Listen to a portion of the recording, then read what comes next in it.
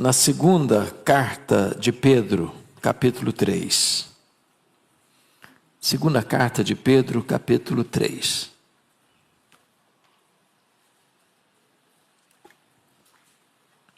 Este é um dos textos mais importantes da Bíblia, acerca de uma das verdades mais importantes da Bíblia. E eu peço a sua atenção para a leitura desta passagem, após o que mantenha a sua Bíblia aberta comigo, por gentileza. Pedro está escrevendo à igreja, aos irmãos, e diz assim: amados, esta é agora a segunda epístola que eu vos escrevo. Em ambas, procuro despertar com lembranças a vossa mente esclarecida, para que vos recordeis das palavras que anteriormente foram ditas pelos santos profetas, bem como do mandamento do Senhor e Salvador, ensinado pelos vossos apóstolos. Tendo em conta, antes de tudo, que nos últimos dias virão escarnecedores com os seus escárnios, andando segundo as próprias paixões, e dizendo: onde está a promessa da sua vinda? Porque desde que os pais dormiram, todas as coisas permanecem como desde o princípio da criação.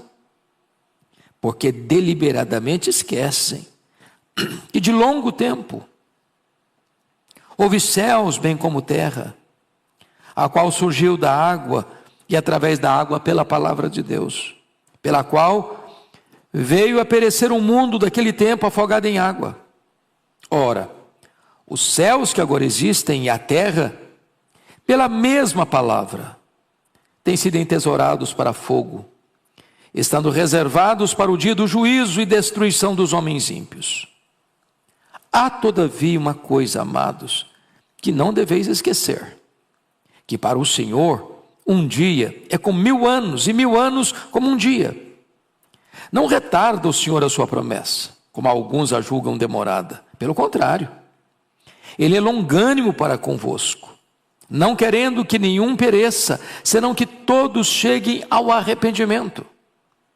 Virá, entretanto, como ladrão o dia do Senhor, no qual os céus passarão com estrepitoso estrondo, e os elementos se desfarão abrasados. Também a terra e as obras que nela existem serão atingidas. Visto que todas essas coisas hão de ser assim desfeitas, deveis ser tais como os que vivem em santo procedimento e piedade, esperando e apressando a vinda do dia de Deus, por causa do qual os céus incendiados serão desfeitos e os elementos abrasados se derreterão. Nós, porém, segundo a sua promessa, esperamos novos céus e nova terra, nos quais habita a justiça. Por essa razão, pois, amados, esperando essas coisas, empenhai-vos por serdes achados por Ele em paz, sem mácula e irrepreensíveis, e tendo por salvação a longanimidade de nosso Senhor, como igualmente o nosso amado irmão Paulo vos escreveu, segundo a sabedoria que lhe foi dada, ao falar acerca desses assuntos, como de fato costuma fazer em todas as suas epístolas, nas quais há certas coisas difíceis de entender, que os ignorantes e instáveis deturpam, como deturpam as demais escrituras para a própria destruição deles. Vós, pois, amados, prevenidos como estáis de antemão, acautelai-vos. Não suceda que, arrastados pelo erro desses insubordinados, descaiais da vossa própria firmeza. Antes, crescei na graça e no conhecimento de nosso Senhor e Salvador Jesus Cristo. A Ele seja a glória, tanto agora como no dia eterno. Aleluia. Amém.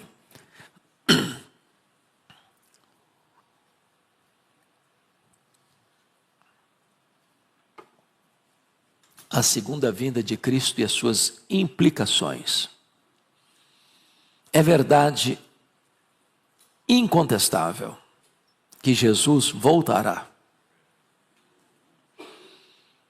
E Ele voltará pessoalmente. E Ele voltará visivelmente. E Ele voltará audivelmente. E Ele voltará repentinamente. Ele voltará inesperadamente, inescapavelmente, vitoriosamente. Os sinais desta vinda são notórios e eloquentes. Foi Ele quem nos preveniu. Engano religioso, guerras, terremotos, fomes, epidemias, esfriamento do amor, perseguição religiosa, a pregação do Evangelho a todas as nações, a apostasia, a manifestação do homem da iniquidade. E Jesus alertou que quando essas coisas estivessem acontecendo, deveríamos nos acautelar, porque estaria muito breve a sua volta. Nesta epístola, depois de no capítulo 1, versículo 16, tratar da matéria da segunda vinda de Cristo, porque não vos demos a conhecer o poder e a vinda de nosso Senhor Jesus Cristo, seguindo fábulas engenhosamente inventadas, mas nós mesmos somos testemunhas oculares da sua majestade. Depois de combater com firmeza pétrea os falsos mestres no capítulo 2, agora o apóstolo Pedro não volta às baterias contra os falsos mestres, ele volta a sua atenção e carrega as tintas para se dirigir aos crentes como amados. Se vocês prestaram atenção na leitura, por várias vezes Pedro se dirige aos seus destinatários como amados, amados, amados,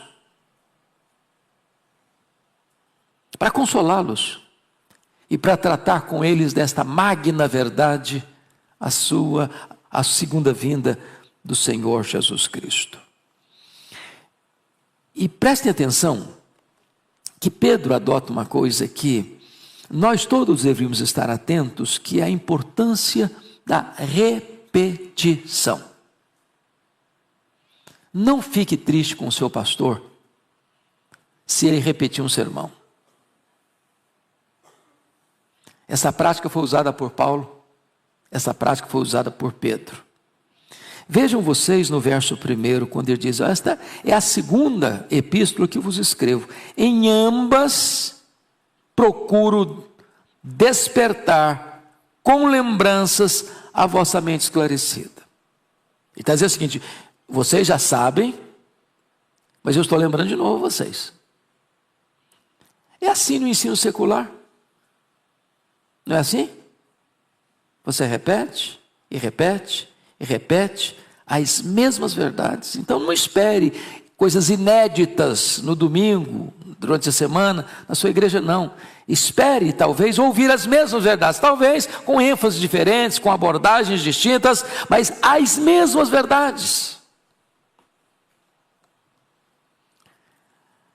E aí, ele começa este assunto retratando para nós que a segunda vinda de Cristo não é uma doutrina que ele, Pedro, está inventando, ou que os apóstolos criaram.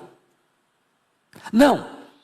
O que ele está dizendo é que a segunda vinda de Cristo é tratada dentro da centralidade e unidade das Escrituras. Vejamos. Observe comigo. Quando ele diz assim, no versículo de número 2: para que vos recordeis das palavras que anteriormente foram ditas pelos santos profetas, bem como pelo mandamento do Senhor e Salvador, ensinados pelos vossos apóstolos. O que ele está dizendo?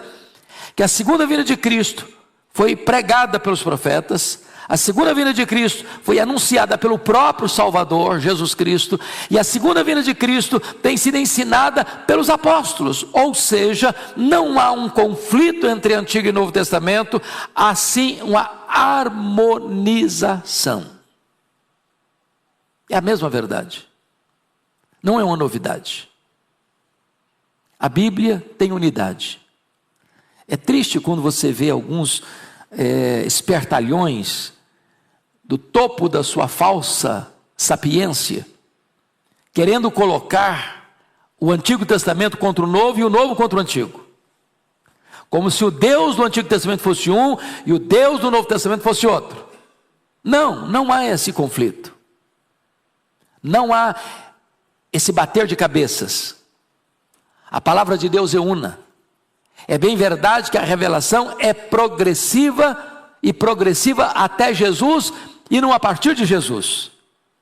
Mas o exemplo clássico é que esta doutrina bendita e gloriosa da parousia, da consumação dos séculos, da segunda vinda de Cristo, foi pregada pelos profetas, foi também anunciada pelo Senhor Jesus Cristo e agora é proclamada pelos apóstolos numa plena harmonia. E por que Pedro está dizendo isso? Porque Pedro está prevenindo os crentes acerca do perigo da influência dos falsos mestres, que se aproveitam disso para tentar encontrar uma brecha para jogar profetas contra apóstolos, apóstolos contra os profetas, e o ensino de Jesus contra os profetas e os apóstolos, e ele está dizendo, cuidado com esses falsos mestres, e ele vai abordar isso agora, veja você, a partir dos versos 3 a 5. Então ele diz assim, tendo em conta, antes de tudo, que nos últimos dias virão escarnecedores, com seus escarnos, andando segundo as próprias paixões, e dizendo, onde está a promessa da sua vinda? Porque desde que os pais dormiram, todas as coisas permanecem como desde o princípio da criação, porque deliberadamente esquecem que de longo tempo houve céus bem como terra, a qual surgiu da água e através da água pela palavra. Então destaca aqui 4 coisas. Primeiramente, o tempo em que esses falsos mestres vão surgir. Versículo 3 diz, nos últimos dias. E o que são últimos dias? O que significa últimos dias? Os futuristas, aqueles que adotam a perspectiva futurista da interpretação, acham que últimos dias são só naqueles dias lá do finalzinho do funil da história. Mas esses termos últimos dias é um termo técnico do Novo Testamento que vai desde a primeira à segunda vinda de Cristo. Desde a primeira à segunda vinda de Cristo, os falsos mestres estão aí, perturbando a igreja. É bem verdade que à medida que o tempo avança, eles vão ainda se multiplicando. Segundo, qual é o estilo de vida desses falsos mestres? Está escrito, virão escarnecedores com seus escárnios, andando segundo as próprias paixões. Preste atenção nisso aqui. Se a teologia é ruim, a vida não pode ser santa. Se a doutrina está errada, a ética vai estar torta. Não tem como, meus irmãos, um falso mestre viver em santidade ou ensinar santidade. Sabem por quê? Porque a ética é filha da teologia, a teologia é mãe da ética. Assim como o homem crê, assim ele é. Terceiro, vamos ver qual é o ensino desses falsos mestres. O verso 4, o ensino está aí, dizendo, onde está a promessa da sua vinda? O que eles estão questionando? Jesus não vai voltar coisa nenhuma. Que bobagem vocês acreditarem nisso. Qual é o argumento deles? Desde que os pais dormiram, nunca mudou nada.